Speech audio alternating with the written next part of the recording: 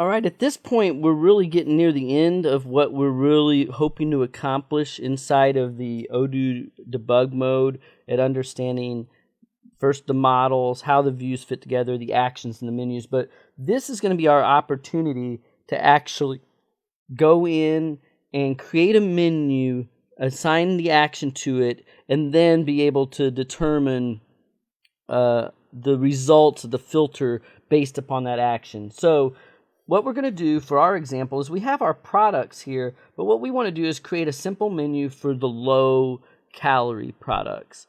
And this is a common action. It might not be in your business requirement, obviously anything close to that, but you might want to have a segmented section for certain types of categories or for certain ways that you want your menus to tie into different models. And it's just a good way for you to finally, here at the end of this kind of major section of looking at the Odoo framework, to really understand how menus tie to actions and then to views. So let's begin by first creating the menu that's going to hold our actions. So the menu we want to create, we'll go here under our user interface to menus, and we'll go to products. Because what we want to do is we want to find a menu that already is close to that. This is what's going to kind of help us get our menu without having to create it from scratch. So I go here to products, and you'll notice here that we got a parent menu of sales. So we still want it to be under sales, and we still want it to be, in the same path. So what we're just going to do is we're just going to duplicate this menu, and we're going to call this menu low-calorie products, like that. And we're going to go ahead and leave the parent menu the same, and we're just going to increment the sequence number. Now notice over here that it has a place for us to select an action, and it's got this products action, but what we're going to do is just use the same action for now. So I hit save, and notice how our full path got changed, and we now have a menu, and there's our parent menu, and we have a sequence. That tells us, of course, what order it's in. So now let's go ahead back here to sales, and we'll do a shift refresh to tell Odoo to reload the menu. And just as simple as that, we're going to have a low calories products that I can click on, and it basically just does the same thing as the products, which, that's not unexpected. We just created the menu, and we tied it to the same action. So we don't have a different action. We're still using the same action for our low-calorie products. But that's what we're going to change now. And I'm kind of teaching you incremental development. In other words, I first tested out our new menu. Did our new menu get added? Okay, it's working. Now we're going to change the action. So let's hit edit. And you'll notice that I can specify a new action here, but instead, before doing that, let's pull this one up. Because just like with the menus, I don't see a reason to necessarily create a new action when I can copy this action. Because it's already got our object in here. It's already got a view reference. It's already got a context filter we can work with. So let's go ahead and under actions here, open up our actions, window actions.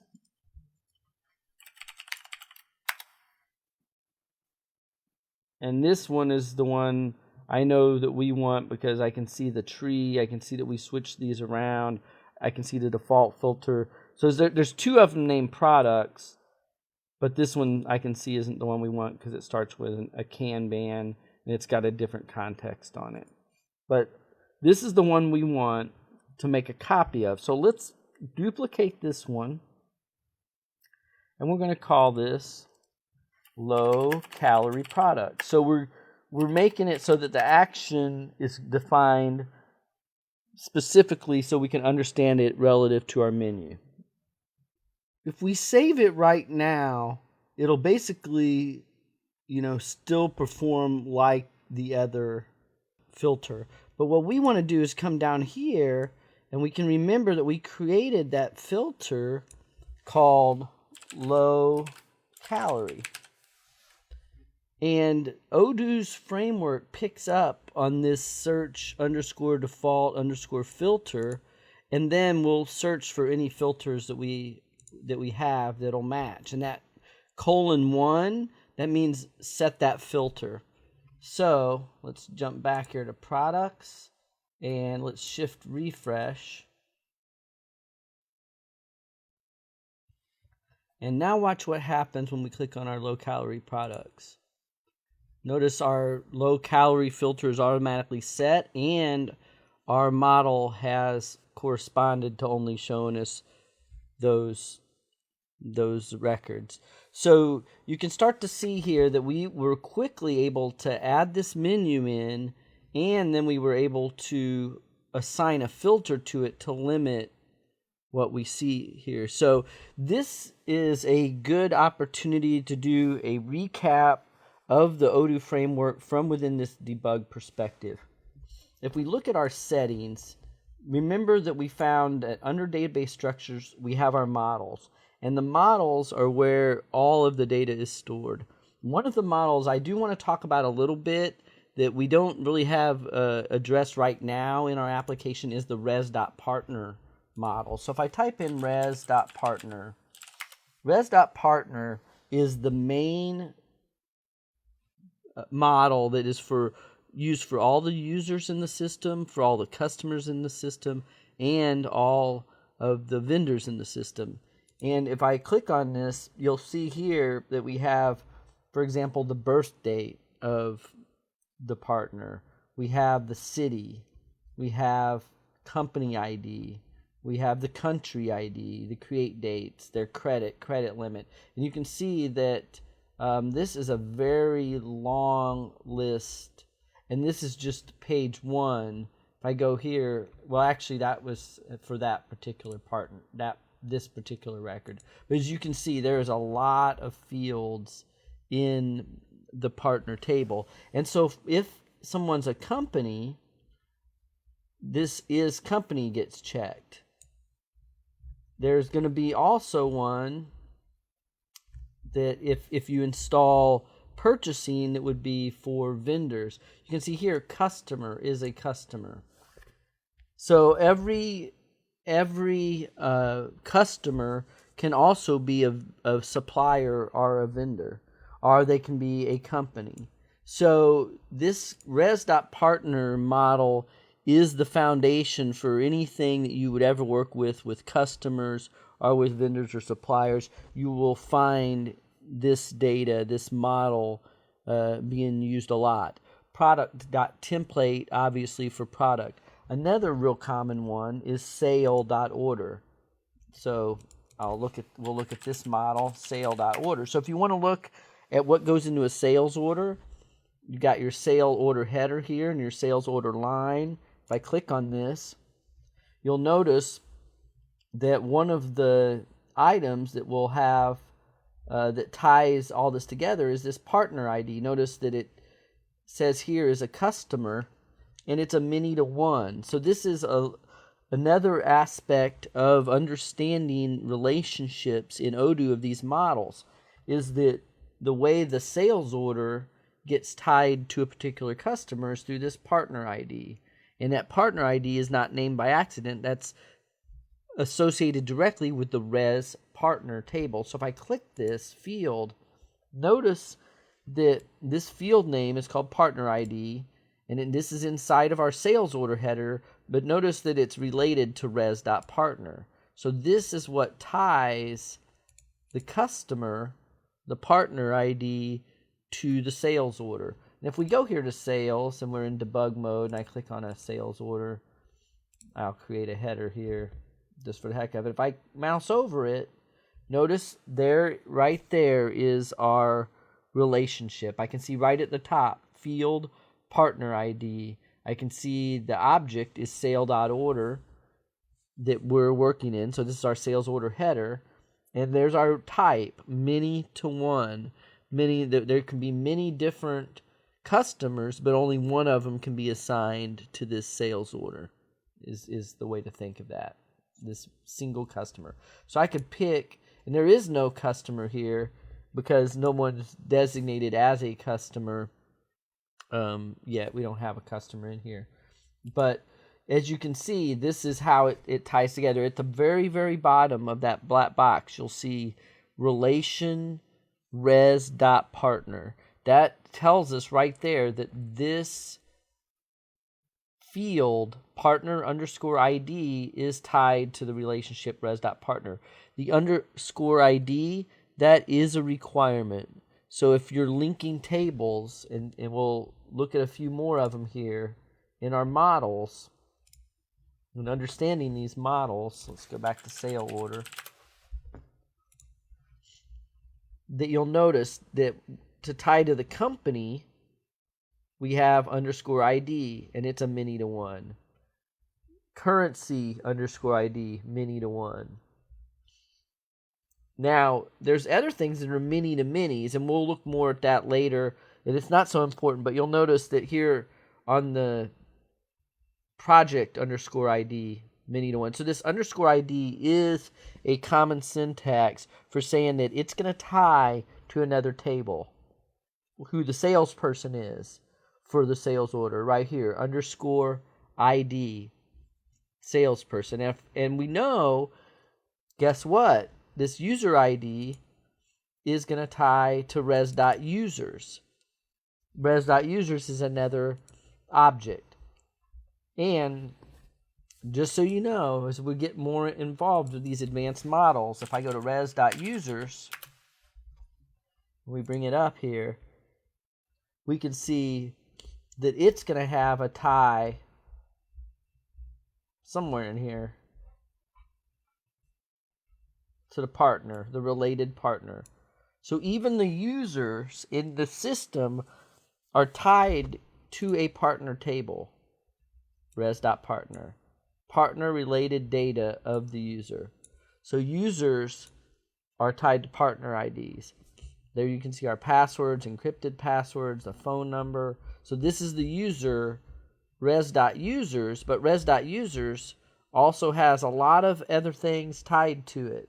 As you can see, anything that has a dash ID or is a many to one, that means there's another table tied to it. In this case, like contacts that might be applied to someone is a one-to-many, meaning that for one user, they could have many contacts. So that, I think, is a good overview of the models and how they really play the important role inside of Odoo of storing the data. We go down here to our user interface and look at views. Views are the same way. If I go to sale and we look at the different sales orders, like sale order form, and I click on this, I can now see all of the content that makes up that sale order form. Now, these views are stored typically in XML files inside of applications, and we'll see in the upcoming videos how we can look at this from the code side of things. But it's important that you understand that these views sit on top of models, and that right here at the very top I can see sale.order, and therefore these fields that we see inside of here are going to refer to that model. Partner underscore invoice ID, partner underscore shipping ID, the date underscore order, the price list, the currency ID. All these are the fields that we just saw inside of the models. So the views, you have tree views, you have Kanban views, you have form views, but they're still all stored the same way, and you can still reference them inside this debug mode, and it's a good way for you to get familiar with Odoo and the framework. And then finally, the actions. Now the ones that we are looking a lot at are the Windows actions, things that when you click on a menu happen. So if I go here and I type in sale, we can go and see that sales orders has its own action, and we can see the model here. So let's click on this one, and notice that the sales orders action has a domain value over here, And again, if you're not a programmer, don't worry about the syntax so much. Copy and paste it. Use examples and change them. Don't attempt to try to memorize the syntax. It's too complicated. It's better to copy and paste it, but I still want you to read through it and try to understand what this means. And this is a chance to understand a little bit more complexity than the other filters. Like we had X calories less than 100. In this case, we're looking at a value called state, and the state is a common attribute here for items in Odoo. So if I go to a sales order and I create one up here, they're going to have states up here of what, and I can actually hold my mouse over it, and you'll see it says right there, field state. And we have a draft, we have a sent, we have a sale, a done, and a cancel. See there under selection. Those are what that field can take on in terms of a selection. And you'll notice it says the field is state. Now, if we jump back over to our action, notice that this domain value says that state is not in draft, sent, or canceled. So what this means is when you click on a sales order and you go up here under sales, I'll do it here, and you click sales orders, it's applying underneath in this action. I'm going to bring it up right here so you can see we're looking at the same thing, that the state is not in draft, it's not in sent, and it's not in cancel. So this domain value is what keeps quotations from showing up here. And if I go to quotations and I look at the action, you'll notice it's the opposite. The state is in draft, sent, or canceled, where the sales order action, it was not in draft, sent, or canceled. So again, understanding a little bit more about actions. You can see there's some other things here too, like the limit of how many records that are going to get shown, what view reference, and then also you can even specify a search view reference. So it gives you a lot of control that if you have different views of searches that you might want for different users or different menu items, you can get a lot of control here. And I encourage you to use what you've learned in these past lectures in this section about how to use the debug mode to learn about the models, learn how the actions fit together. And then finally, just to finish our review, that you've seen the actions, how do they get set up with the menus? You just come down here to user interface, you look at your menu items, you can actually type in the name of the menu that you might want to look at, and in this case you can see anything to do with sales. We had the low calorie menu that we made, so I could type in low, and there's our low calorie products. But if you click on a menu, you can see which action, and this is really all menus are, is they're a parent, they got to tie to a parent somewhere, and you just hook them in, and then they have to fire off an action when you choose them. And as we've seen, actions, when we click on it, allow us to find what model we're working with. It allows us to set up filters and contexts. We saw just a minute ago of how you can also use domains to limit what shows up because of an action. So I think with that said, we've learned a lot about Odoo's framework, especially the critical parts about the models, the views, and the controllers, or what we call actions, to decide how those views should get shown and when those views should get shown using the menu. So next is the fun part, is where we take what we've learned about the Odoo framework and we start building our very first Odoo module from scratch that will let us do some of these same things that we've been doing through the interface. We're going to learn how to do them in code and then build on that to build more advanced Odoo applications. So we're really just getting started. This is a foundation that hopefully, if you have confusion about actions, how they relate to views, and how they relate to models, this is where you want to get started before we actually start writing a lot of programming. So we look forward to seeing you in the next section.